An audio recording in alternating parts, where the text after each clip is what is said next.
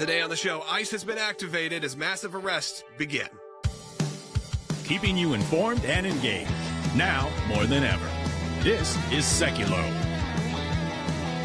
We want to hear from you.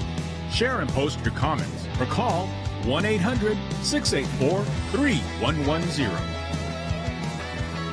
And now your host, Jordan Sekulow. All right, so you don't think who the president is and who runs our government makes a difference, or that your vote matters? In just the first 48 hours of President Trump's presidency, ICE has made nearly 800 or maybe over 800 arrests. That's probably getting close to 1,000 today, by just unleashing the authority that these officers that are part of the Homeland Security Department and overseen by Governor, will be eventually overseen by Governor Nome as she goes through her confirmation process.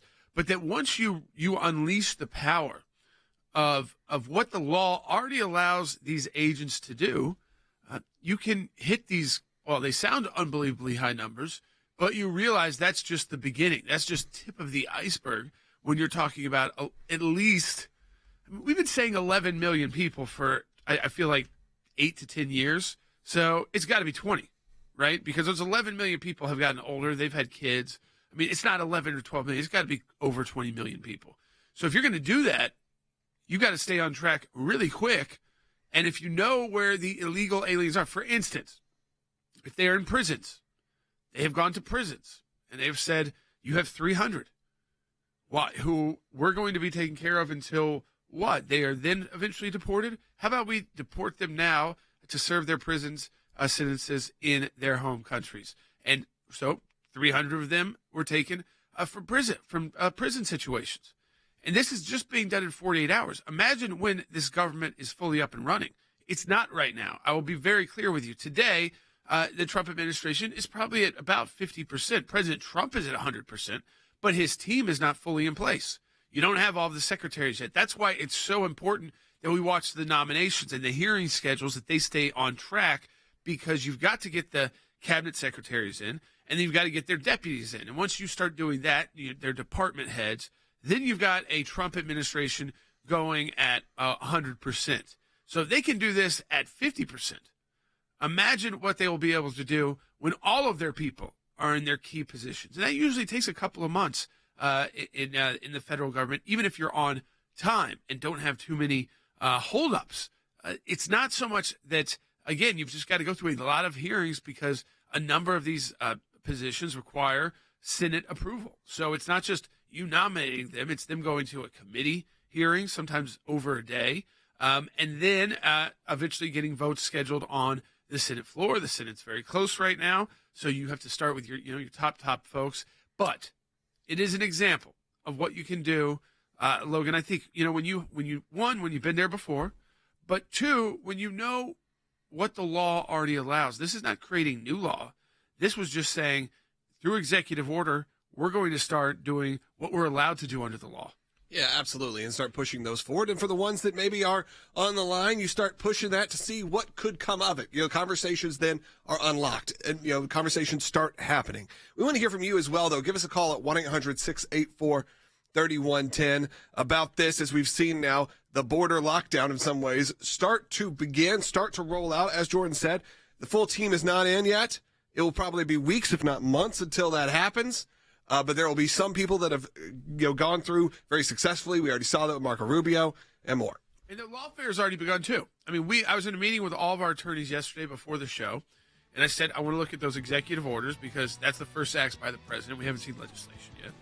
And they're going to come under legal scrutiny. They already are starting to get lawsuits. Those lawsuits have already been filed from the far left. But you've also got states like New York and California saying, we're going to put together $50 million war chest just to fight legally every Trump administration order we disagree with. So think about what we're up against. In just a couple of states, they put together $100 million by the snap of their finger to take on all of the issues that you care about. So we've got to fight back at the ACLJ. You become an ACLJ champion, a monthly recurring donor today at aclj.org/champions. The champions are the key to our work in these big fights that are going to last years. Let's go to aclj.org. All illegal entry will immediately be halted, and we will begin the process of returning millions and millions of criminal aliens back to the places from which they came. President Trump signing a stack of executive orders yesterday, making good on a major campaign promise, tackling illegal immigration. Alabama Republican Senator Katie Britt posting to X to congratulate President Trump on promises made, promises kept, claiming that immigration and customs enforcement agents arrested 308 illegal immigrants on Tuesday alone. I will send troops to the southern border to repel the disastrous invasion of our country.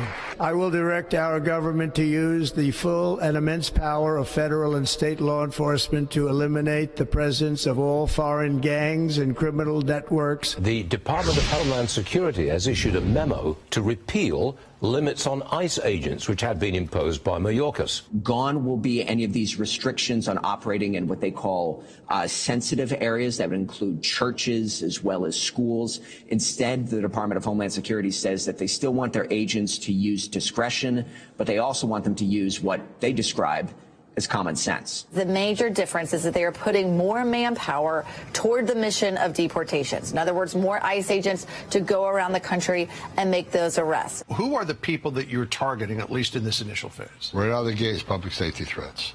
Those who are in the country illegally that's been convicted or arrested for a serious crime. But let me be clear.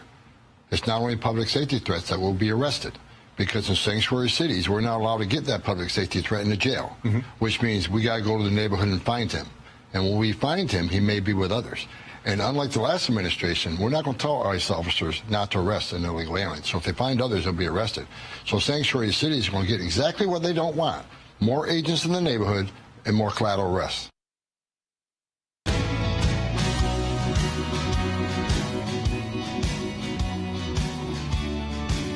All right, welcome back to Sekulow. We are taking your calls to 1-800-684-3110. That's 1-800-684-3110. So there is a lot to talk about, too, and what's going on with the Trump administration right away. We want to take your calls, too. So we'll get to those as you kind of work through these executive orders and what is happening legislatively at 1-800-684-3110 to be a part of the show today. Now, we've got these efforts. New Jersey has already filed against Birthright citizenship. We walked through that yesterday as well. Will, we were walking through that with our team. So what does this Birthright citizenship executive order do? And I think this one, it might end up in courts. It's interesting because the Constitution just says birthright. And we've allowed a very broad definition of what that means to basically be anybody who has a child here. That child is a U.S. citizen. It doesn't matter how their parents got here, who their parents are, or if their parents were even supposed to be here legally or not. So it starts with, start with the mother. Is the mother here illegally, or is she here temporarily? So not a green card or something on up, like the citizenship. Well, if you combine that with a father who is illegal or also not supposed to be here permanently, which means it doesn't have to be citizenship, but something like a green card, then that person would not get citizenship.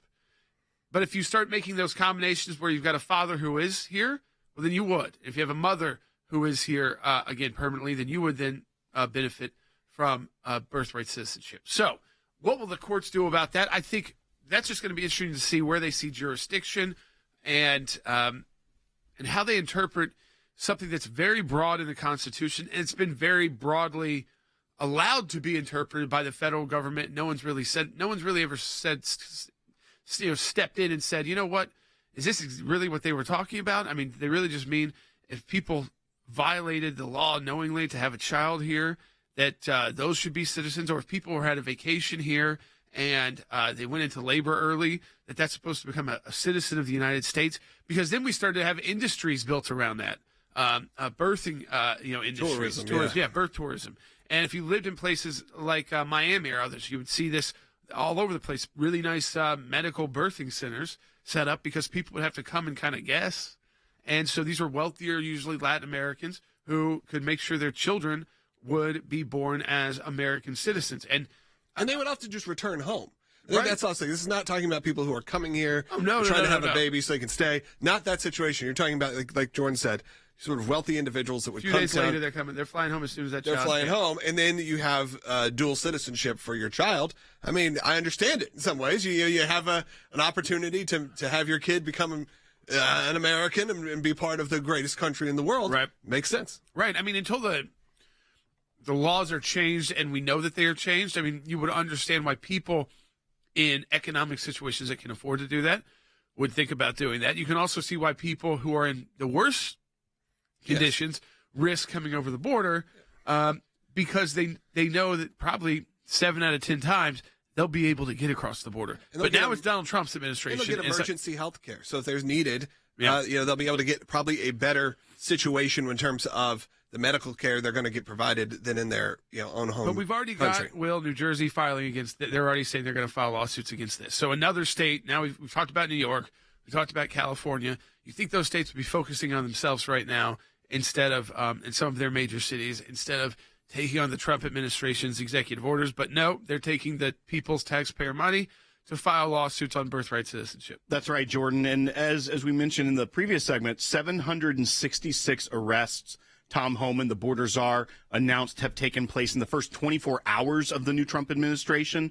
308 of those were for serious criminals, meaning murder, violent crimes, things of that nature. And this 766 number, that's more in the first day than President Trump did in the first week of his first term, which was still a very big focus on illegal immigration in 2017, early 2017. This number in 24 hours is a large number. Also, you know that ICE has probably felt restrained under the Biden administration. So I'm sure the agents at ICE are happy to be getting back to their core mission. But you also mentioned the lawfare that's being waged. And you've been warning about this since November 6th, since the day we came on air and said President Trump was declared the winner, but just be on the lookout for this dangerous period and how the left will fight back and why groups like the ACLJ are so important. Gavin Newsom and California Democrats reached a $50 million deal the week before inauguration. So they'd been trying to put this deal together since the election, but at a time when they're having one of the worst wildfires in the state's history, which is wiping out large swaths of L.A., they're still working on a $50 million deal to what they call Trump-proof the state.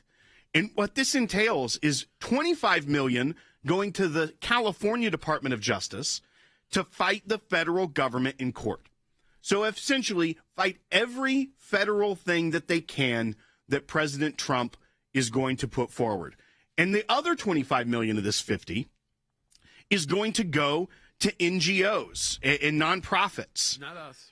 That are specifically legal nonprofits. So the left's version of an ACLJ, the state is going to be giving up to $25 million to defend immigrants against deportation, detention, and wage theft. And this is when you start thinking about these left-leaning states with your taxpayer dollars and going, do you really want to be funding this? I mean, I get, like, if your career has to be there, if this is where you must live, or, moving is not easy, depending on what stage of life you're at either, where your business is, your family is. We all understand that. But you realize they are weaponizing their own version of ACLJs, not by people who are giving voluntarily, but by you, the taxpayer. And then they're going to then fund the left's version to go into court to fight the Trump administration as much as possible. I've said this, and just to get it through to people, how important this statistic is. And I have no doubt this 4 years will be the same when we look back on it, because we're already seeing so much legal action from our team right now. I mean, we were in a meeting the day after, the swearing in, when really but because the executive orders were signed, and it wasn't like a usual president who does like a few, did 200. Well, guess what? We had to go to work, and we had to get our team to start prioritizing those executive orders. But you know what we're not going to do? We're not going to get $2 million or $3 million checks from California, New Jersey, or New York to help fight this in court. We have to, and we will end up spending more money and filing more cases under the Trump administration than the Biden administration.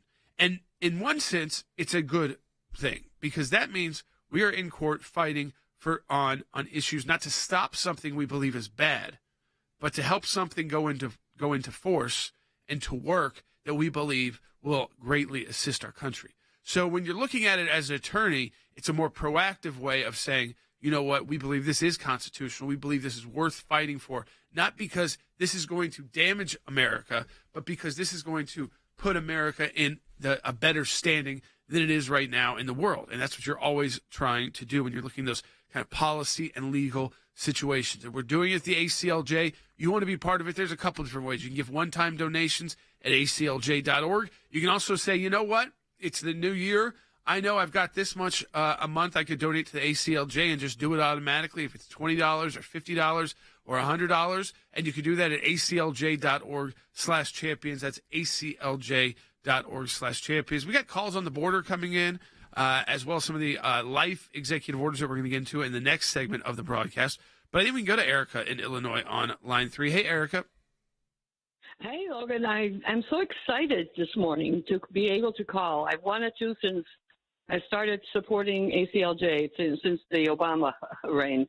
I wanted to say we used to RV down in Texas, 9 years, got reports from the Border Patrol, and the last month that we stayed, there were 248 illegals coming across. And the Border Patrol said they want more manpower, and every month we got a report to our RVers. Want more manpower, more equipment, and more money to bring order. And that was 248 people in 1 month. And today, we are getting rid of 1,000 in 24 hours. I am so excited. I don't think people realize what a journey this is going to be ahead of us. Well, yeah. Well, listen. There's going to be a fight, but a lot of this is going to be positive. I mean, what a lot of the Border Patrol agents are doing right now, even some of the policies that people are saying, well, that's more extreme because they go into a church, they would go into these sensitive places, they used to call them. Nothing in the law prevented that. Those were policies.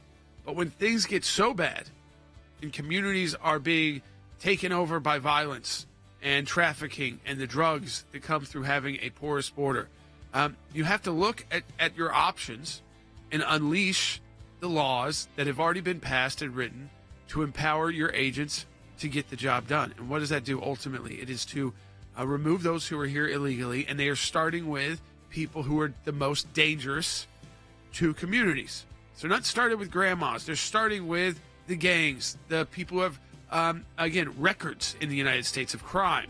Support the work of the ACLJ. Donate today at aclj.org. What's happening on life? We'll get to that when we get back. I believe that people were born pro-life, but somewhere along the line, the devil's lies began to infiltrate. People began to grab onto this culture of death. When a young teenager or even college girl finds out she's pregnant, I mean, immediately it's that, oh my God, what am I going to do kind of moment. I just broke down in tears. I was like, oh God, I didn't even want to tell my mom, and I just cried and I cried. So we need to let women know that there are people in the life-affirming movement who do care for her, who love her. Having somebody who's unbiased and unjudgmental, who's not pressuring you into a choice, is kind of that first step in that, and just welcoming her and letting her tell her story. Second to that, I think the biggest impact comes from the ultrasound. When they are able to see it for themselves, that completely wipes away the myth and the lie that it's a blob of cells. And as soon as she sees her child on that screen, she forms that bond, she forms that connection. She knows that she's been told lies about what's actually taking place, and that she does have a real baby with a real life and with real value. The ultrasound, that did it. That helped me a whole lot. Seeing his little bitty heartbeat, I almost cried. Seeing his little heartbeat, knowing that he deserved to live, it's a human growing inside you, they deserve life. The battle that we're facing in this life-affirming movement really is a battle against darkness. It's a battle against the enemy who's trying to devalue God's very creation. So what we're seeing is just an attack right against God's people, right against His word, and it's a darkness that we're fighting. We want to equip the church. We want to equip these moms, these grandmothers, these families on how to surround these women in love, because then you're not only saving that child, you're saving a generation.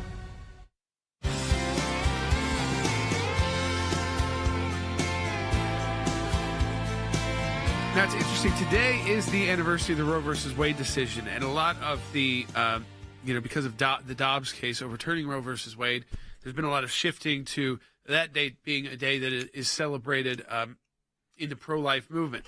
But you'll see pro-life work being done today and tomorrow in the U.S. Senate as well as in the House of Representatives. I know Congressman Chip Roy has got legislation moving through on in the House of Representatives specifically on life, and we've also got it in the U.S. Senate tomorrow. So, CC, tell people in the U.S. Senate they're going to vote on a bill to protect babies who survive abortion, the Born Alive protections. What do they think the vote's going to look like? Yeah, well, we saw on January 11th the House actually passed it, and that passed by a vote of 220 to 210.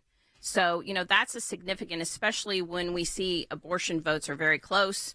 I'm encouraged by the 220 to 210 vote in the House. The Born Alive Abortion Survivors Protection Act in the Senate is co-sponsored by Senator Langford and Senator Thune. And, hopefully we will have a good vote there as well, because it really is, just like Senator Langford said, it's a common sense bill.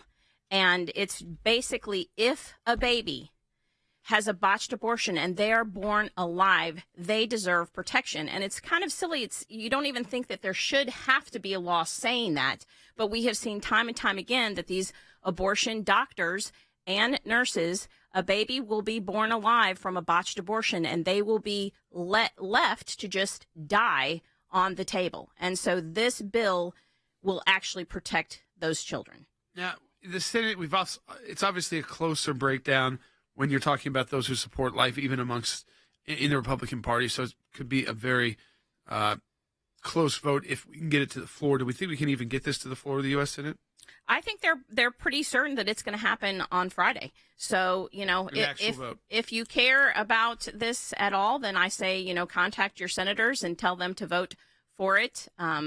Again, it is a common sense bill. If a baby is born alive from an abortion, they should absolutely have the right to have their life protected. And Jordan, also, I think it is very important to point out that Leader Thune is the co-sponsor in the Senate. So you know that he is bringing this as a first action in the Senate. Obviously, they'd already gone through the Laken-Riley Act, and they got that passed. But having this bill as an early bill in the Senate that is co-sponsored by the new Senate Majority Leader, I think speaks volumes to him showing the conservative base that I'm looking out for your priorities as well. I also think that probably gives it a better chance of clearing some of those cloture votes and some of those thresholds to move the legislation forward, because he is the new leader. This is an opportunity for him to flex his power a little bit and say, my name's on this bill, I want it moved forward, that you wouldn't necessarily have if it were just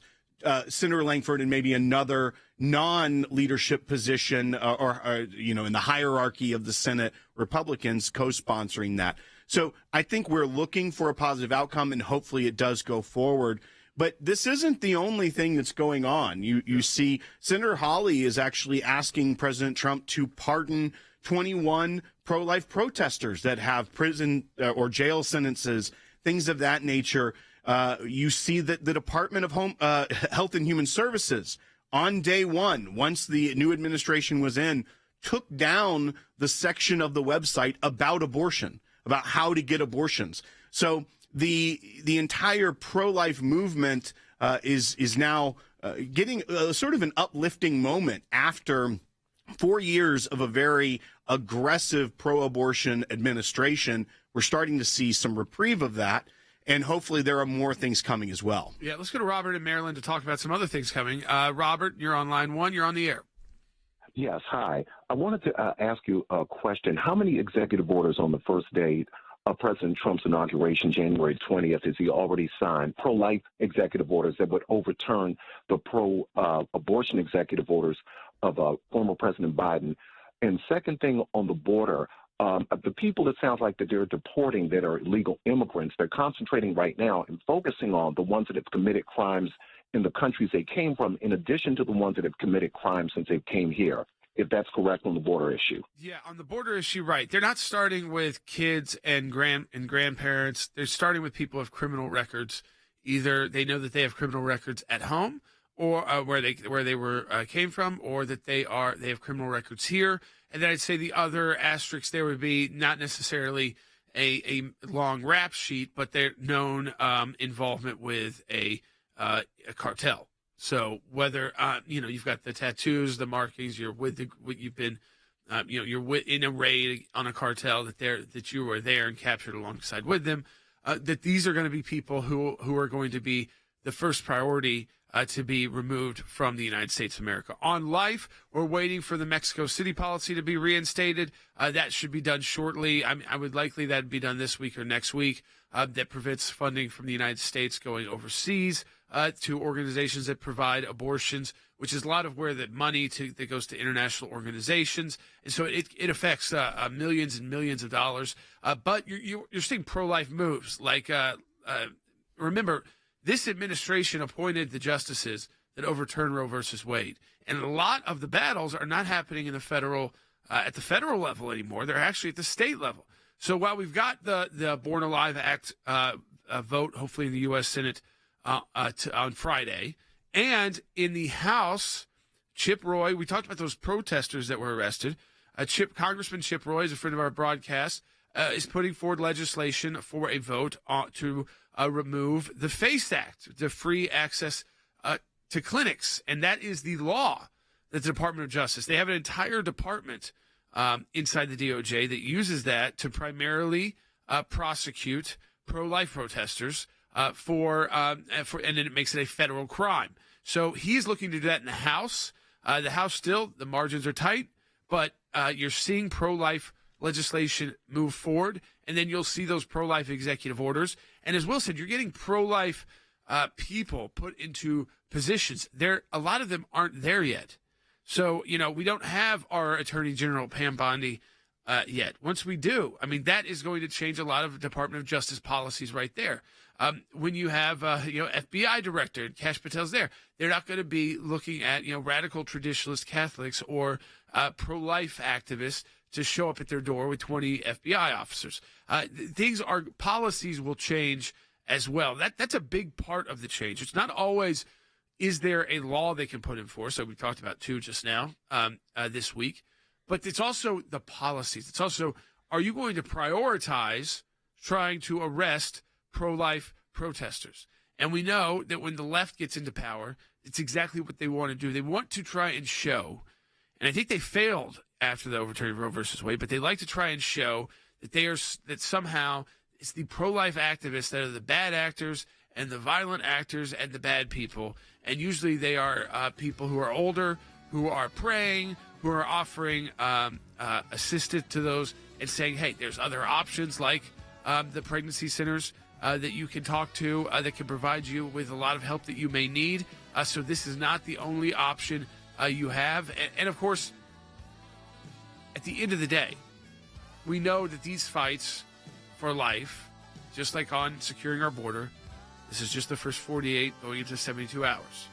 The fights are going to get tougher, they're going to get harder, and we're going to need your support. We're going to need your support because we know that there already is so much legal work to do to get our country back on track, to make it the greatest country in the world once again and protect the unborn. So go to aclj.org and donate today if you can. Some people think champions are bored, that it's a title that requires something only a handful can ever possess. There are times in our lives that we are called, every one of us, to step up and serve a cause greater than ourselves. Even when the loudest voices in the room say it's wrong, that it can't be done. It can be a difficult stand, but it's one any of us can make, including you. You can be the change. You can make that difference. You can be a champion. We cannot do what we do without you. By becoming a monthly donor, you can become a champion of life. A champion of liberty, a champion of freedom.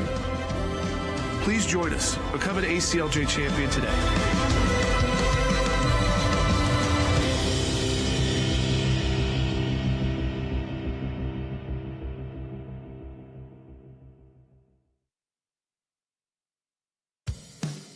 keeping you informed and engaged. Now more than ever.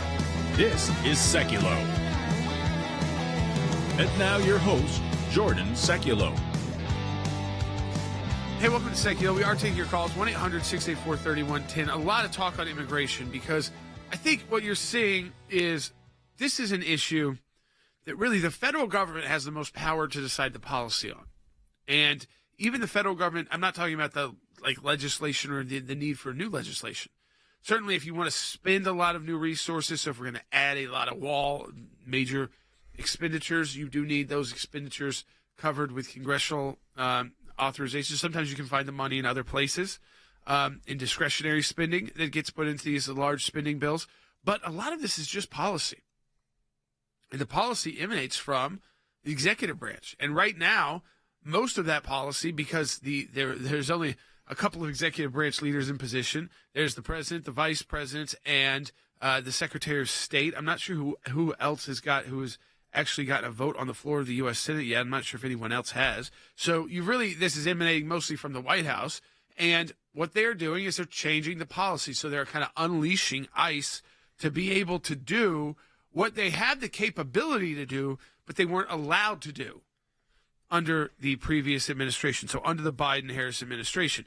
And you've got actions everywhere from, what citizenship, how that will be defined, to actions about what is actually going to happen at the border with troops. So we can go to the phones, 1-800-684-3110. There's story, this story's breaking right now that 1,500 additional troops will be moved to the border by the end of January. That's a report to Fox News from the U.S. officials. Yeah, and we've got a call on that.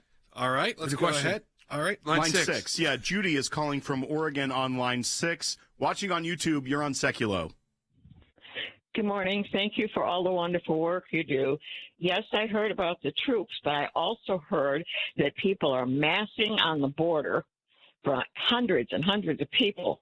And they've done this before, and I believe they're going to do this again, try a mass border crossing, putting the women and children in front.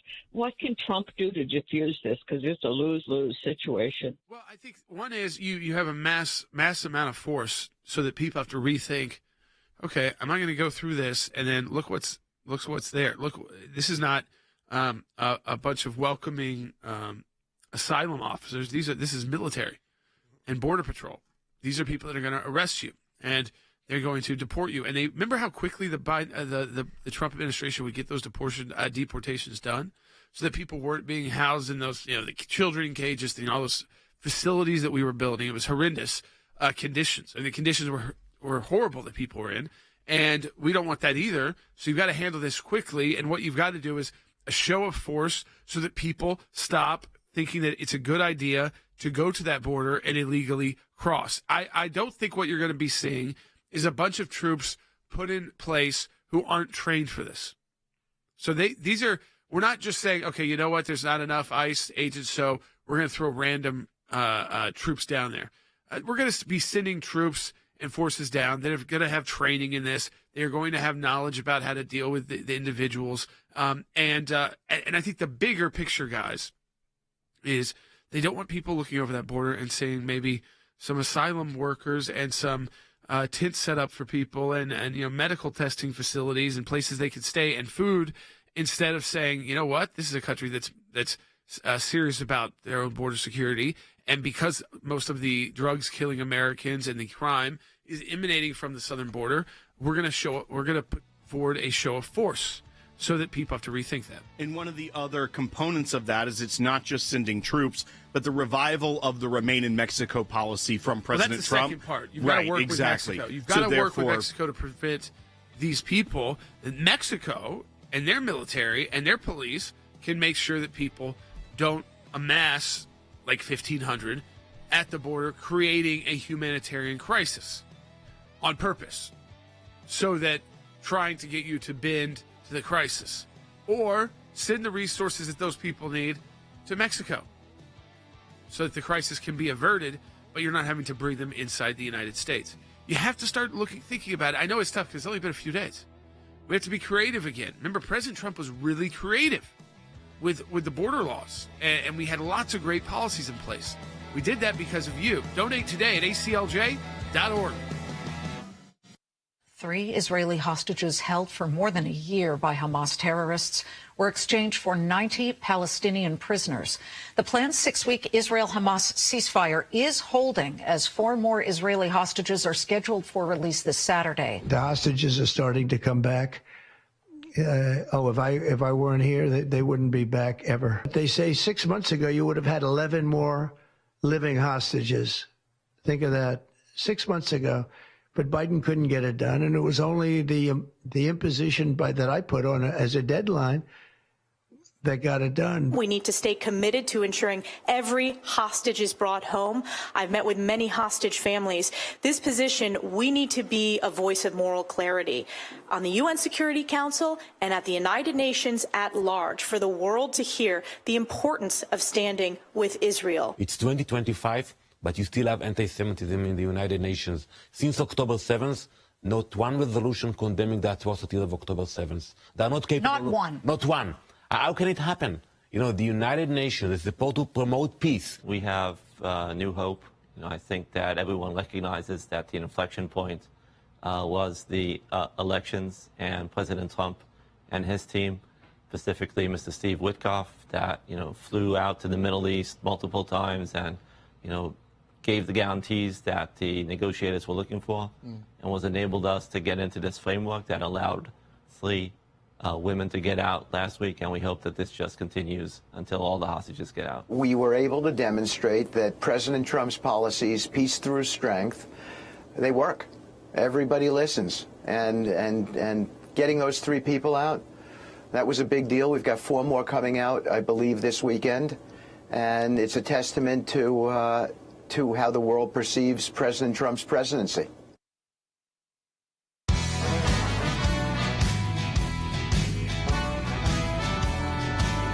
All right, welcome back to Sekulow. We are taking your calls to 1-800-684-3110. And Will, something we talked about, but we've got calls about as well, is these states that on the left, these blue states, which are putting together slush funds, legal slush funds to take on the Trump administration. And so think about what they will be doing is giving out millions of taxpayer dollars to liberal organizations to then file lawsuits against the Trump administration. So to take us on in court, basically, to fight us. So we know that California and New York have each put aside $50 million. So that's $100 million right there that we're facing from just 2 states.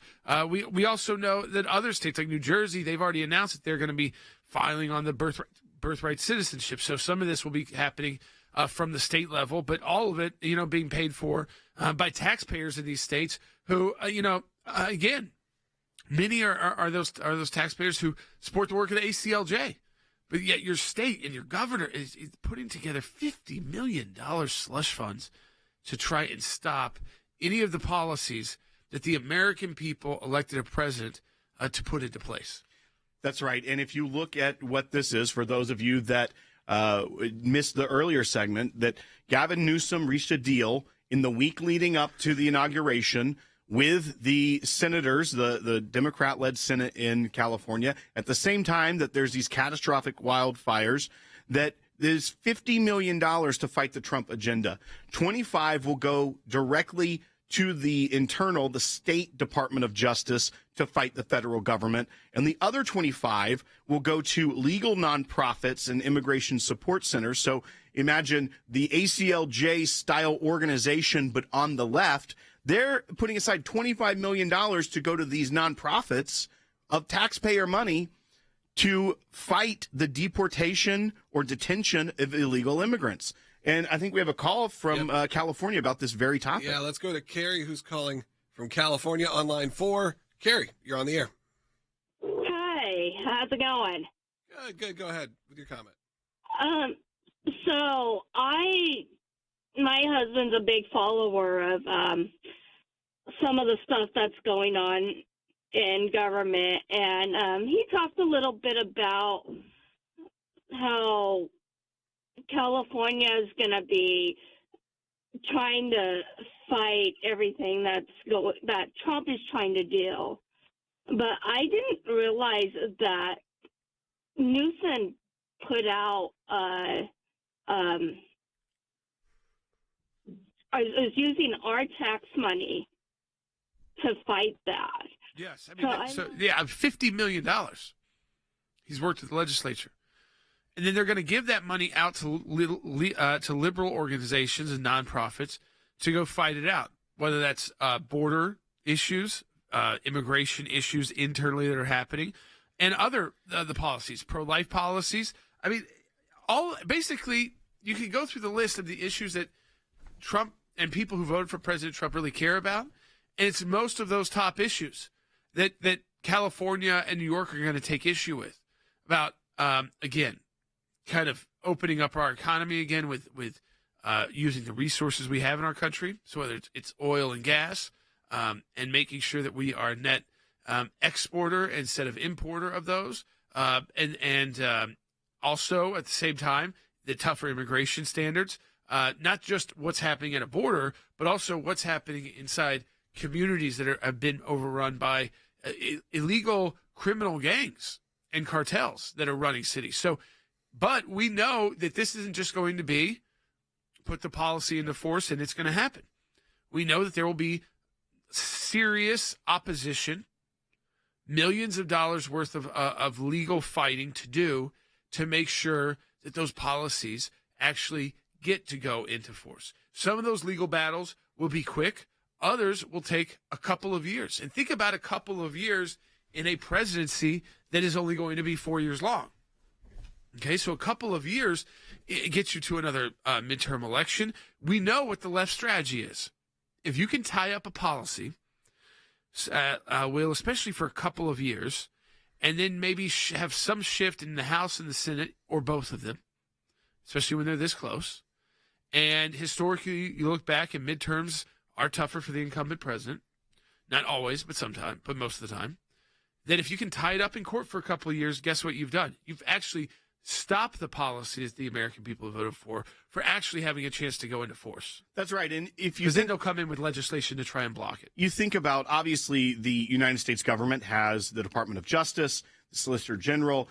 They have resources because they will have to fight this as well when they're sued. However, there's also a big job being undertaken right now to try and reform the Department of Justice. Many of the people that work for the Department of Justice may agree with some of these left-leaning states. And so that's also why organizations like the ACLJ, especially when there is leftist counterparts that are making these lawsuits as well, it is so important to have the voice of the ACLJ members heard. With the great work and extreme intelligence, brilliance of our legal team to fight back as well. Because our legal team at the ACLJ has defended presidents of the United States, has defended state governments, has defended even sidewalk pro-life counselors. We are experts at the very things that these states are going to be fighting against. So that's another reason why it's so important to support our work in this time, because you have to have all hands on deck when the left is going to designate taxpayer money to the tune of $50 million. We heard about all the tax cuts that Mayor Bass of L.A. did to their fire departments and things of that nature. But yet at the same time, the state government is increasing the budget to just do one thing: fight Trump, fight a conservative agenda in the court system. So the ACLJ is ready to fight. I know that you were there having those meetings yesterday. Yeah. Right after the inauguration, what was Jordan doing? He was in D.C. meeting with the attorneys of the ACLJ, crafting a strategy of how we fight back. And as you're having those meetings, we're getting news alerts: lawsuit filed, lawsuit filed, lawsuit filed. And so we are ready. You have the strategy, and we are going to continue, but we also need the support of our members. Yeah, we do. I mean, the key is, and it's just like I said, we will be in more active litigation than we probably were in under the Biden administration. That was a lot of litigation. We'll have to go back and count it all up because some of it is still ongoing, and it will be closed more quickly now when you get people into these offices. We have really kind of two focuses at the ACLJ right now when you're at the early part of an administration that you've worked closely with.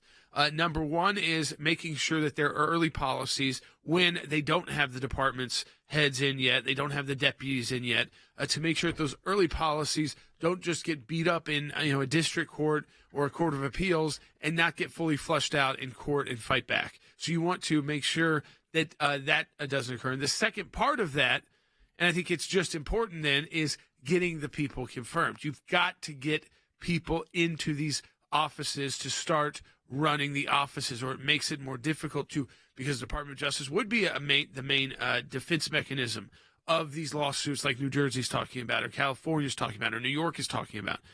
But our AG is not in, and the deputies are not in yet. And until they are in, we still have to be ready to fight back. And President Trump is going to continue to move on his agenda. So what do? You can rely on groups like the ACLJ and others to make sure that while you're in this process of transition, which is still going on and likely will go on, I mean, it takes a couple of months. I mean, just to be honest with people. It's thousands and thousands of people. Yeah, I mean, you're talking about nearly 10,000 positions that you can fill. And I'd say with every major department, you need to fill at least 50 before you're up and running, maybe at 100% of being able to implement the policies or the legal approach that you're going to take and prioritizations. I mean, that's one thing that we have in government is prosecutorial discretion. So Pam Bondi, working alongside President Trump and his team, will decide what are our priorities as the Department of Justice. And it's not going to be, I have a feeling, going after Catholics or the pro-life community. It's going to be going after the violent criminals and people who are causing Americans to die. I think a lot of it ties into the border, and it ties into what happens when the drugs are already here. And so you will focus differently on what issues you prioritize. And by doing that, you're allowing those resources to be utilized for what you care about the most. And it's a great tool that they will have when they are in place. But I say that it's when they are in place. And the left knows the longer they can try and drag their feet on some of these nominees, and they'll try to do as long as possible, because that means that much less time for those nominees to actually get in there and start changing things and start implementing the policies. Yeah, but we knew all this was coming. That's why the ACLJ has been fighting back. And, it's only been 48, 72 hours or so now that President Trump has been in office. We could use your support, though. Go to aclj.org. Become an ACLJ champion if you can. That's something that gives on a monthly recurring basis. Obviously, it's tax deductible, and you could do that, and it's automatic. Just go ahead and opt in. You can do that at any level. I believe $5 is the minimum, or give a one-time gift at aclj.org. We really would appreciate it. If you're brand new watching on YouTube, I encourage you, or Rumble, hit that subscribe button. If you're brand new, we do this show each and every weekday and put up a lot of great content as well. And we're going to be taking your calls coming up in the next segment, 1-800-684-3110.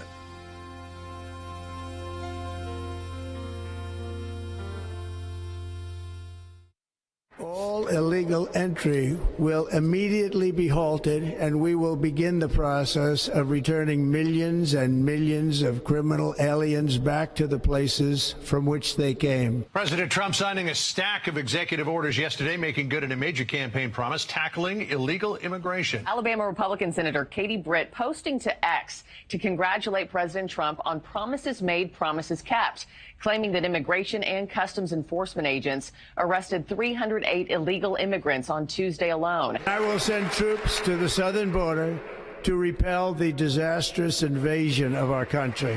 I will direct our government to use the full and immense power of federal and state law enforcement to eliminate the presence of all foreign gangs and criminal networks. The Department of Homeland Security has issued a memo to repeal limits on ICE agents, which had been imposed by Mayorkas. Gone will be any of these restrictions on operating in what they call sensitive areas that would include churches as well as schools. Instead, the Department of Homeland Security says that they still want their agents to use discretion, but they also want them to use what they describe as common sense. The major difference is that they are putting more manpower toward the mission of deportations. In other words, more ICE agents to go around the country and make those arrests. Who are the people that you're targeting, at least in this initial phase? Right out of the gates, public safety threats. Those who are in the country illegally that's been convicted or arrested for a serious crime. But let me be clear. It's not only public safety threats that will be arrested. Because in sanctuary cities, we're not allowed to get that public safety threat in the jail, which means we got to go to the neighborhood and find him. And when we find him, he may be with others. And unlike the last administration, we're not going to tell ICE officers not to arrest an illegal alien. So if they find others, they'll be arrested. So sanctuary cities are going to get exactly what they don't want. More agents in the neighborhood and more collateral arrests.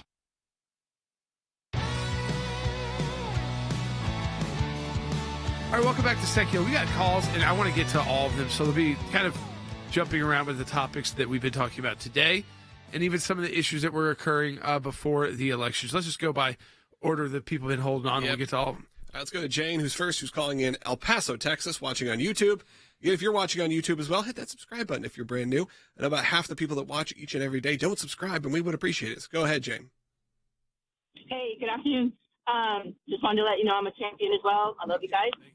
But I wanted to tell you, prior to the Biden border, prior to that, our biggest problem is the dangling carrot of birthright citizenship, because we have lots of women coming over here just to have a baby. Yep. And these are women that have never had prenatal care, so their babies have tons of complications, tons of medical expenses to be in our NICU.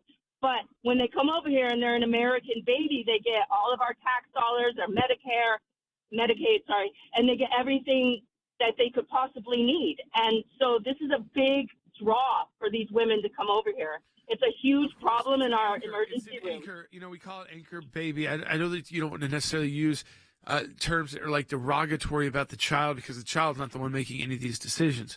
But yes, sometimes you're putting yourself at risk as someone who's pregnant, very late in a pregnancy, to try and come here and get this done. And listen, we're not talking about ending all birthright citizenship. I walked you through it. If you've got a parent that has a green card, you would become a U.S. citizen. So just one of your parents.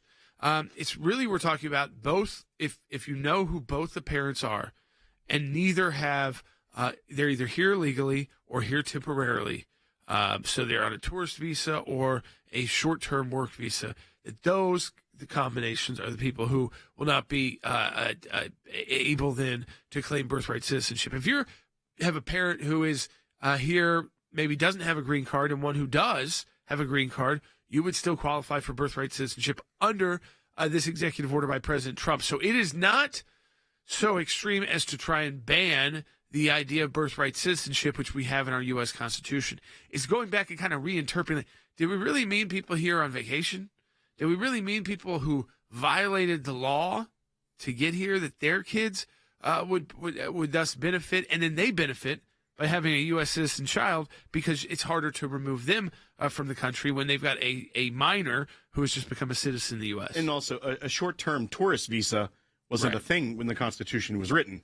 No. Someone couldn't just come over here for a week or a day even and leave. No. But I also, before we get to another call, I think it is important to also point out, back to that caller's point, that the left that wants to be so compassionate and says that a border is not compassionate, when you have no border and no security of that point, you actually are putting people more at risk that try to get over and then depend on emergency care in the United States and tax the hospital systems.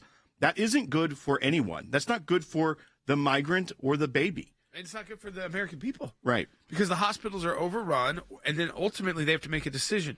If we're having to pay for all of this out of pocket, how do we afford to keep the hospital open? So you've seen hospitals closing in areas that are dealing with the most people who need care. And that doesn't just hurt the illegal immigrant and their children. That hurts the U.S. citizens who've been paying in to have those services available to them, and then see that service is no longer one that can be provided close in their community, because it is not a viable option anymore to run a hospital in those communities, because you're being overrun with patients who cannot, who don't have insurance, who don't even have citizenship, and you're having under law to take care of all their emergency situations, which would be many in the case of a pregnancy, even a relatively easy pregnancy. You're talking about spending probably, when the federal government reimburses it, a normal kind of thing, probably close to six figures. Yeah, let's continue on the calls. Remember how much we put people through also who are getting married and become U.S. citizens? It's a long process, one we get approved with photos and all of this time. It's not like something that we do so quickly. It's not you get married all of a sudden. You have to go through this sort of rigorous process. So it's not dissimilar to what's happening right now. Let's go ahead, though, continue on. John's calling in North Carolina on line 3. Hey, John, I know you've been on hold, but just keep it quick. So we're going to try to get to a couple more calls. John, yes. Go ahead. Yeah, so I think y'all are doing great work. I started watching y'all back when y'all started defending Trump and all the prosecutions against him and everything was going down. And everything's been moving real quickly the last couple of months, but it seems like the New York appellate court decision has fallen to the wayside, and with all these new people looking to bring business to the United States since Trump came into office, I'm sure they're looking at New York to see what they're going to end up doing with this case, because nobody wants to bring People start doing that. Listen, we know that companies have looked at these blue states and said no more. We're going to take the majority of our workers and put them in red states. So whether that's places like Tennessee or Texas or Florida that have benefited from that, in South Carolina, and basically these solid red states, that is being done. Second, I would say to that case is a civil case. So that will move forward through a regular process with President Trump's attorneys, through appeals, to have that overturned. So that case is far from over. What you saw closed out were criminal cases, and that's different than civil cases. And it's a civil case when you're talking about economic fines. So that's where the cases in New York, they haven't in that space, which is Letitia James and the Attorney General's cases, is different than Alvin Bragg and why he had to give up his cases. These cases, again, they can move forward. They will be defended by the president's team, and ultimately, I do think he will win. But at the same time, I don't think it has to be an impediment to his presidency at all, and it should be on the top of his mind. All right, let's go ahead real quickly. Let's go to Kay in Maryland, online 6. Watch it on YouTube. Wrap us up for the day. Kay, you're on the air. Oh, thank you. Oh, God bless you, Jay Sekulow and team. I'm so glad that you guys are still hanging in there. I was telling the guy I was talking to, I hope I remember everything I said, being called an extremist because I voted for Trump.